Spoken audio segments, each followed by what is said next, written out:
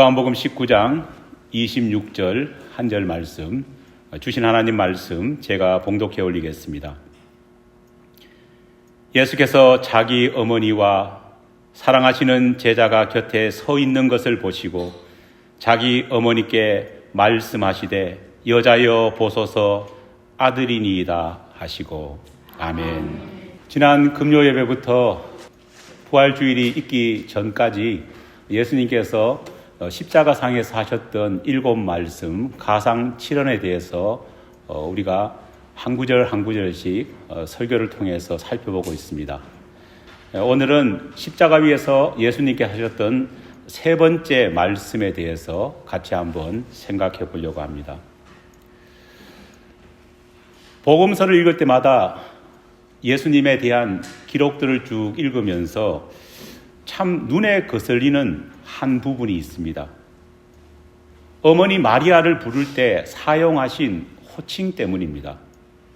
오늘 본문 말씀을 우리 다 함께 한 번 더 합독하시겠습니다. 시작. 예수께서 자기의 어머니와 사랑하시는 제자가 곁에 서 있는 것을 보시고 자기 어머니께 말씀하시되 여자여 보소서 아들이니이다 하시고, 어머니를 여자여라고 부르고 계십니다. 한국보다 훨씬 문화적으로 개방되어 있고 사실 존댓말이라고는 없는 영어를 사용하는 미국인들조차도 자기 어머니를 향해서 여자여라고 대놓고 부르는 아마 자식은 없을 겁니다. 게다가 그래도 동양 문화권에 있는 이스라엘에서 친어머니를 향해서 여자여라고 불렀다는 이 사실은 도무지 납득이 되지 않습니다. 십자가 위에서 너무 크게 고통당하시고 너무 큰 고문을 당하셔서 예수님께서 말실수를 하신 것일까요? 아니면 견디기 힘든 고통 때문에 예수님이 잠깐 정신줄을 놓으신 걸까요? 하지만 그렇게 볼 수도 없습니다. 왜냐하면 사도 요한은 이 상황을 기록하면서 예수님께서 자기 어머니께 말씀하시되라고 정확하게 그 상황과 그때의 모습을 기록하고 있기 때문입니다. 심지어 예수님이 어머니를 여자여라고 부르신 곳은 이곳 한 번만 있는 것이 아닙니다. 요한복음 2장 4절 말씀입니다. 예수께서 이르시되 여자여 나와 무슨 상관이 있나이까? 내 때가 아직 이르지 아니하였나이다. 갈릴리 가나 혼인잔치에서도 예수님은 어머니 마리아를 향해서 뭐라고 불렀습니까? 여자여라고 부르고 있습니다. 마리아와 결혼식 혼주는 평소에 잘 알고 지냈던 사이였던 것 같습니다. 어쩌면 두 사람은 친척 관계였는지도 모르겠습니다. 왜냐하면 포도주가 갑자기 떨어졌을 때에 그 긴급한 상황이 벌어지자 어쩔 줄 몰라 하는 이 혼주를 위해서 자신의 일처럼 안타까워하면서 해결 방법을 찾아 나섰던 사람이 바로 마리아였기 때문입니다. 마리아는 아들 예수에게 적극적으로 혼주와 신랑 신부를 위기에서 구해주라 그렇게 부탁합니다. 예나 지금이나 다 큰 자식에게 부모가 무언가를 부탁하는 일은 쉽지 않습니다. 특히 마리아에겐 더더욱 그랬습니다. 마리아에게 맏아들 예수는 일찍 세상을 떠난 남편의 빈자리를 채워준 그런 남편 같은 아들이었습니다. 줄줄이 태어난 어린 동생들을 먹여 살리는 가정의 가장 역할도 하기도 했습니다. 그렇기 때문에 마리아는 늘 장남을 조심스럽게 어떻게 보면은 내 아들이지만은 조금은 불편하게 대할 수밖에 없었습니다. 그날 또 부탁하는 것이 얼마나 힘들었을까요? 그런데 그런 어머니가 조심스럽게 아들에게 부탁을 했는데 아들의 반응은 너무 차갑습니다. 여자여, 나와 무슨 상관이 있나이까? 내 때가 아직 이르지 아니하였나이다. 여러분, 예수님의 이 대답 들으시면서 어떤 생각이 드십니까? 그냥 들으면요 너무 화가 납니다. 세상에 이런 나쁜 놈이 있나? 너무 무례한 것 같지 않습니까? 그래도 어머니인데 어떻게 이렇게 매정하게 말할 수 있을까? 그런 생각이 듭니다. 어쩌면 냉랭한 아들의 반응에 자식 새끼 키워봤자 다 소용없구나. 아이고 여보, 왜 그렇게 빨리 돌아가셨어? 그렇게 말했을지도 모릅니다. 그런 탄식이, 그런 마리아의 탄식이 귓가에 들려오는 것 같습니다. 예수님의 대답은 마치 귀찮고 하기 싫은 일을 억지로 시키는 엄마에게 오만상 짜증내는 사춘기 아들의 대답 같습니다.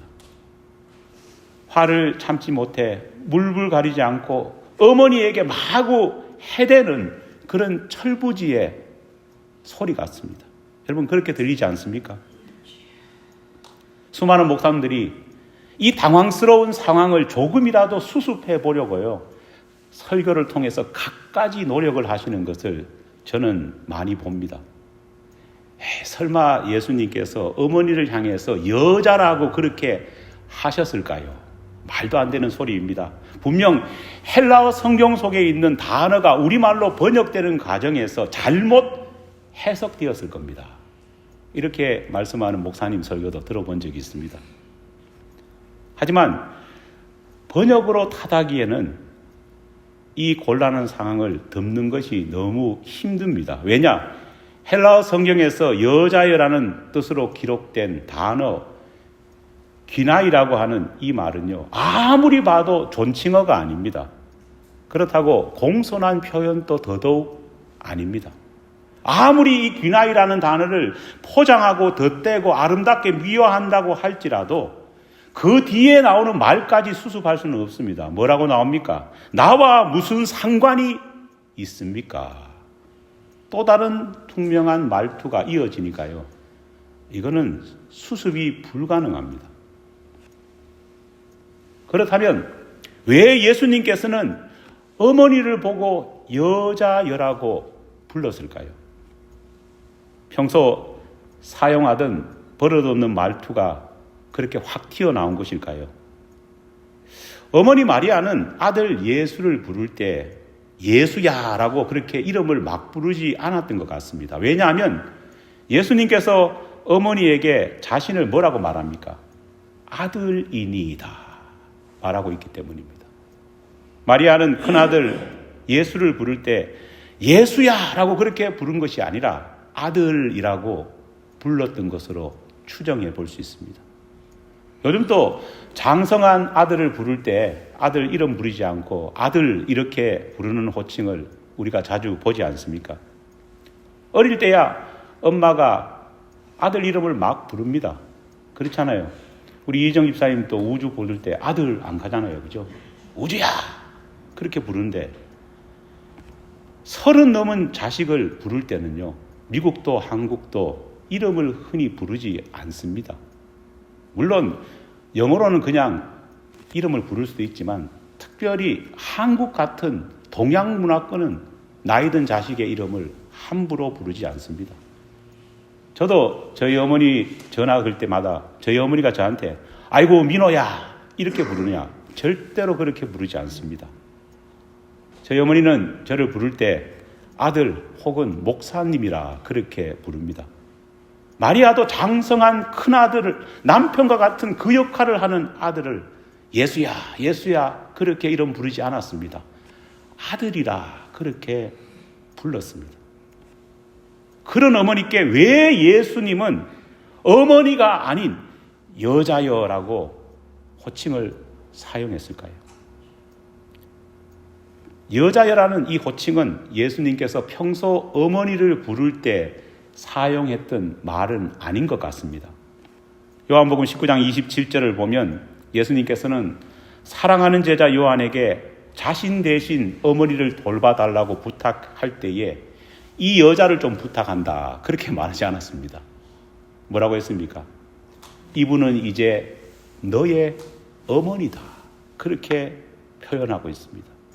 평소에 예수님은 마리아를 부를 때 어머니라고 불렀던 겁니다. 그런데 왜 가나 혼인잔치와 십자가 상에서 어머니를 부를 때 왜 유독 어머니라고 부르지 않고 여자여라고 그렇게 부르신 것일까요? 먼저 우리는 예수님께서 어머니를 향해서 여자여라고 불렀던 그 장소와 상황과 배경에 주목해 볼 필요가 있습니다.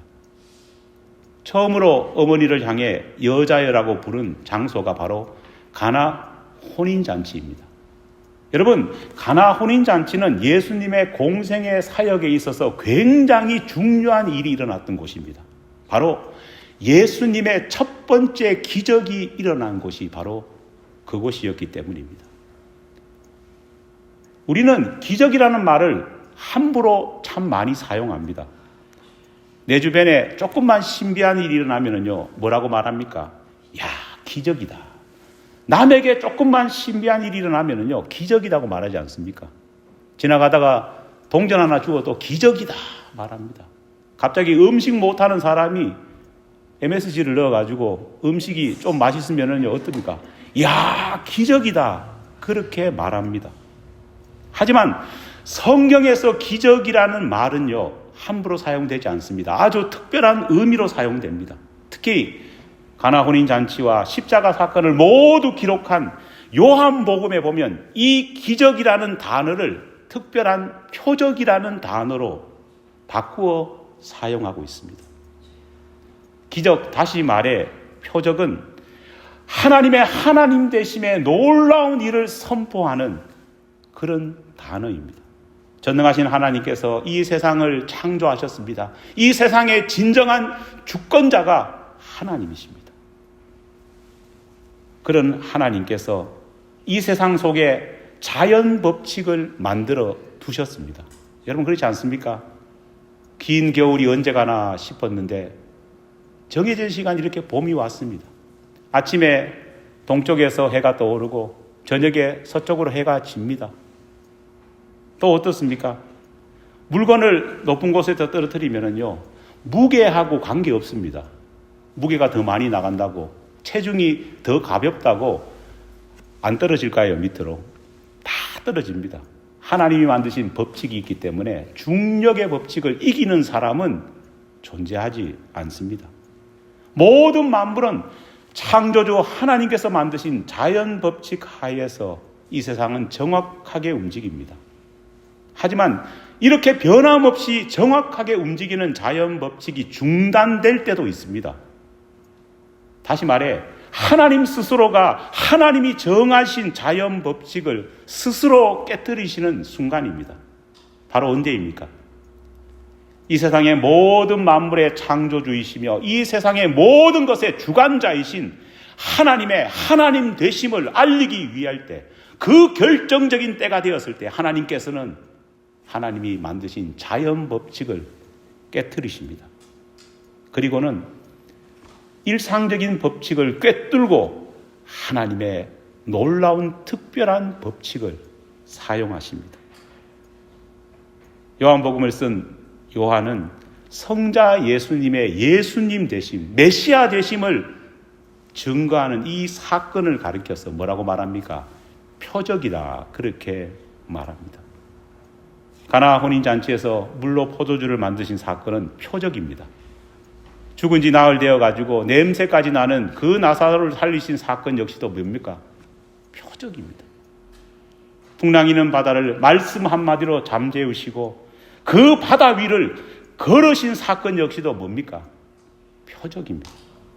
표적, 헬라어로 세메이온이라는 이 말은요, 예수 그리스도가 인간의 아들이 아닌 하나님의 아들, 다시 말해 성자이시며 성부께서 이 땅 가운데 보내신 메시아이심을 드러내는 사건을 가리킵니다.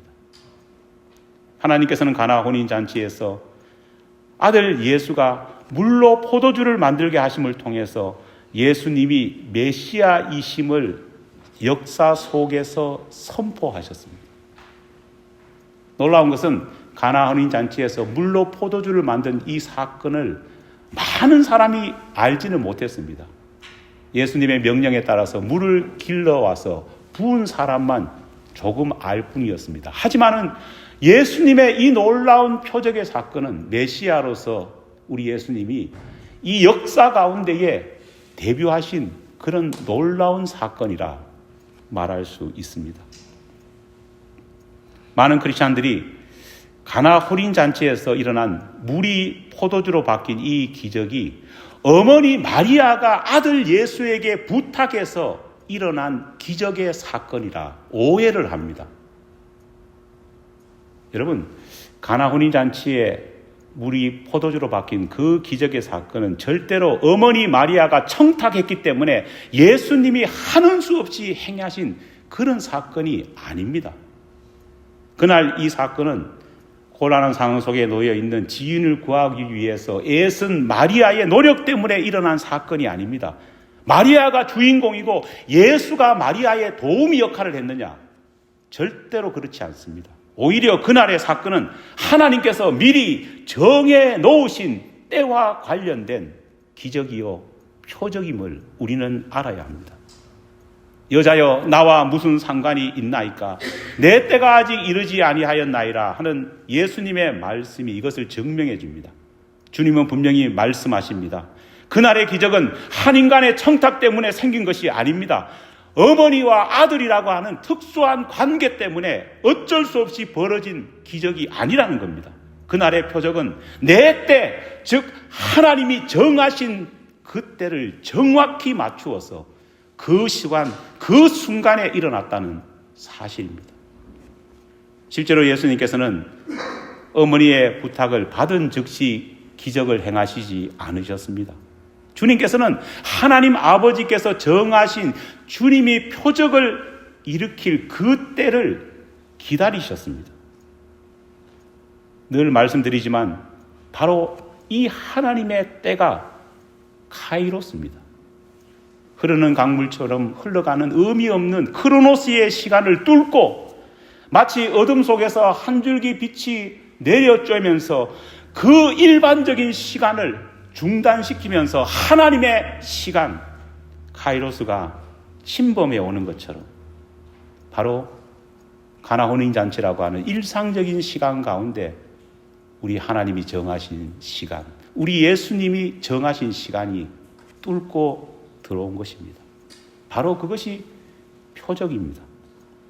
사도 바울은 갈라디아서 4장 4절에서 이렇게 말합니다. 때가 참에 하나님이 그 아들을 보내사 여자에게서 나게 하시고, 여기도 여자가 나오지 않습니까? 하나님이 정하신 그때는 아무리 예수의 육신의 어머니 마리아라고 할지라도 간섭할 수 없는 때입니다. 그저 마리아조차도 죄인인 여자의 하나일 뿐입니다. 하나님 앞에서는 우리 모두가 죄 사함의 은총을 받아야 하는 남자요 여자일 뿐입니다.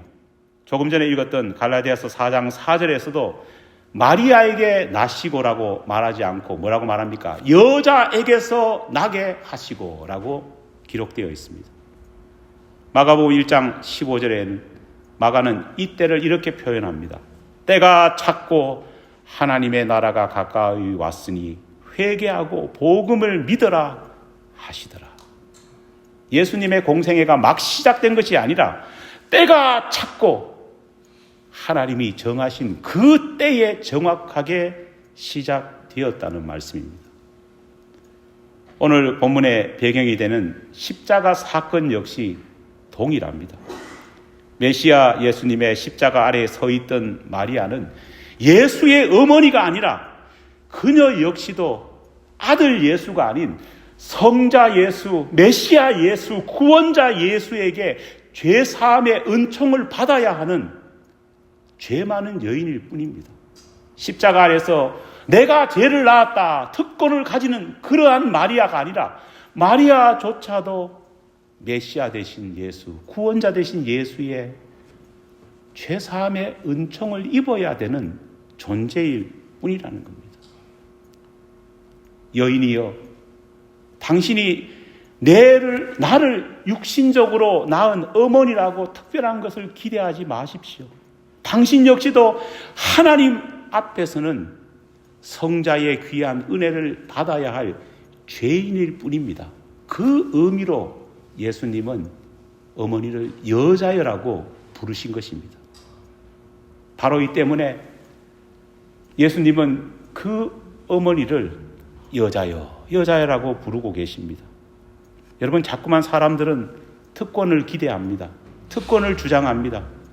가톨릭 교회에서는요, 이렇게 똑같은 죄인임에도 불구하고 마리아를 마치 특권을 가진 사람인 것처럼 숭상합니다. 여러분, 아무리 숭상해봐도 그녀 역시도 죄를 지어서 예수가 필요한 죄인일 뿐입니다. 어떤 특권도 없습니다. 모든 인간은 예외 없이 다 죄인입니다. 예수님이 아무리 그가 예수의 육신의 어머니라 할지라도 예외 없이 다 주님이 필요한, 주님의 구원의 은총이 필요한 존재일 뿐이라는 겁니다. 로마서 3장 23절로 24절 말씀입니다. 모든 사람이 죄를 범하였음에 하나님의 영광에 이르지 못하더니 그리스도 예수 안에 있는 속량으로 말미암아 하나님의 은혜로 값없이 의롭다 하심을 얻은 자 되었느니라. 믿습니까? 하나님의 말씀 앞에는 예외가 없습니다. 그 말씀 앞에 누가 나는 예외라 그렇게 주장할 수 있겠습니까? 여러분, 유대인들이 저지른 가장 큰 죄가 뭔 줄 아십니까? 스스로 선민이라고 생각하면서 항상 우리는 예외라라고 오만을 버렸기 때문입니다. 설마 초준 피플이라고 하는 별칭을 가지고 있는 우리를 하나님께서 외면하실까? 자신만만했습니다. 수많은 선지자들을 보내셔서 너희가 멸망당할 것이다, 너희가 멸망될 것이다 외쳤지만은요, 이스라엘 사람들은 늘 뭐라고 외쳤습니까? 설마를 외쳤습니다. 하나님께서는 실제로 성전을 파괴해 버리셨습니다. 그리고 그렇게 자랑하던 그 초준 피플들을 온 땅으로 다 흩어버렸습니다. 1948년도 신생 이스라엘이 건국될 때까지 그들은 모여서 함께 살 수도 없었습니다. 지금도 동일합니다. 아무리 유대인들이, 아무리 이스라엘 사람들이 자신을 선민이라고 말한다 할지라도 예수 그리스도가 구원자가 되지 않는다면요, 그들은 구원받을 수 없습니다. 예수의 어머니라고 가톨릭 교회는 무슨 마리아 무오설, 여러분 마리아 무오설이 뭔지 아십니까? 마리아는 원죄가 없다는 말입니다. 게다가 하다가 마리아 승천설까지 만들었습니다. 이게 무슨 말일까요? 예수님이 승천하셨던 것처럼 마리아도 어떻게 했다고요? 죽지 않고 승천했다는 겁니다. 마리아가 죽었다는 사실은 분명히 기록되어 있습니다. 왜냐? 사도 요한이 마리아가 돌아가실 때까지 그녀를 돌보았기 때문입니다. 그런데도 안 믿습니다. 그런데도 인정하지 않습니다. 마리아는 특별한 사람이고 예수의 어머니니까 마리아는 죽으면 안 되고 어떻게 된다고요?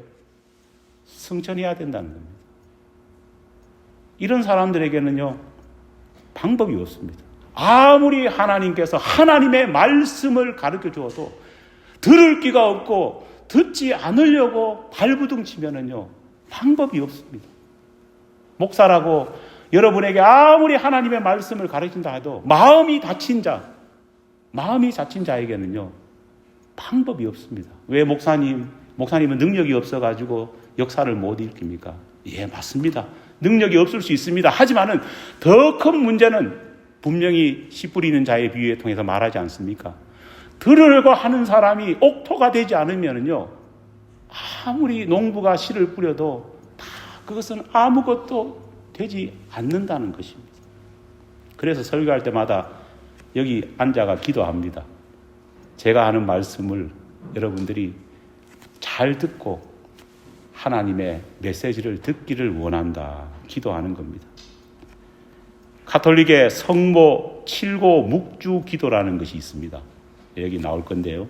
제가 그 부분을 한번 읽어보겠습니다. 얼마나 말도 안 되는 소리냐. 원죄 없이 잉태되신 동정 성모 마리아. 무덤에 있는 요셉이 정말 놀라서 깰 정도입니다. 왜냐?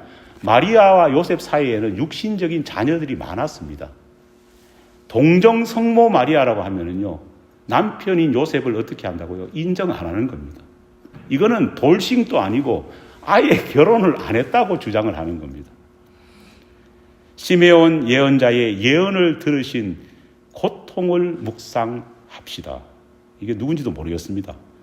주님의 기도 1번, 성모성 7번 통고의 어머니여, 당신 고통 우리에게 나눠 주소서. 십자가 앞에서 우리 모두는 분명히 기억해야 될 것이 있습니다. 여러분, 어느 교회 목사이기 때문에, 어느 교회 장로이기 때문에, 어느 교회 안수집사나 서리집사이기 때문에, 어느 교회 권사이기 때문에 당연히 구원받는다. 그런 건 없습니다. 철저하게 예수님 앞에서 우리는요, 목사로, 장로로, 권사로, 또 안수집사로, 서리집사로 그렇게 서는 것이 아니라 여성과 남성으로 설 뿐입니다. 예수님 앞에서는 우리는 그냥 죄 지은 너희일 뿐입니다. 그곳에는 어떤 특권도 없습니다. 그곳에는 어떻게 봐주는 것도 없습니다. 아무리 예수님이 마리아의 육신적인 자식이라고 해도 마리아에게 특별한 권한은 없습니다. 죄의 책임에 있어서는 그 누구도, 죄의 심판에 있어서는 그 누구도 열애가 될 수 없습니다. 십자가상에서 예수님께서 남기신 세 번째 말씀을 들으면서 우리는 이것을 깨달아야 합니다. 우리 모두는 각자의 신앙으로 구원받습니다. 특권 예외 없습니다. 부인이 잘 믿어서 부인 바지가랑이 잡고 천국 갈 수 있을까요? 불가능합니다. 부인만 바지가 흘러내릴 뿐입니다. 남편 잘 믿는다 해가지고 옵션으로 그냥 끼워서 구원받을까요? 아닙니다. 어느 목사님이 유명하고 능력 있다 해서 그 목사가 다니는 교회를 다닌다고 해가지고 당연지사 구원받을까요? 그런 것도 없습니다. 모두가 바른 신앙을 가진 목사이기 때문에 구원받는 것입니다. 모두가 정말 하나님을 잘 섬기고 순종하는 장로님이기 때문에, 안수집사님이기 때문에, 권사님이기 때문에, 서리집사이기 때문에, 청년이기 때문에 그것으로 인해서 구원받는 것이지 결코 직분 때문에 구원받는 것은 아닙니다. 십자가 위에서 주님은 우리에게 묻습니다. 목사야, 장로야, 권사야, 집사야, 그렇게 묻는 것이 아니라 여자요, 남자요 라고 물으면서 누구야 라고 개별자, 어려운 말로 하면 단독자로 우리에게 물으시면서 우리를 부르고 계십니다. 사랑하는 여러분, 완전히 날 것으로서 우리는 하나님 앞에 설 것입니다. 인간이 부여한 모든 계급장을 다 떼고, 인간이 부여한 모든 것들을 다 저버리고, 교회를 통해 받은 직분까지도 다 떼어버리고, 우리는 남자요 여자로서 하나님의 심판대 앞에 모두 설 것입니다. 과연 그렇게 설 때 과연 우리는 우리의 어떤 모습을 하나님과 예수님께 보여드릴 수 있을까요? 오늘 주님의 세 번째 말씀을 통해 우리 자신의 신앙의 날것의 모습을 돌아보고 회개하는 저와 여러분이 되기를 간절히 축원합니다.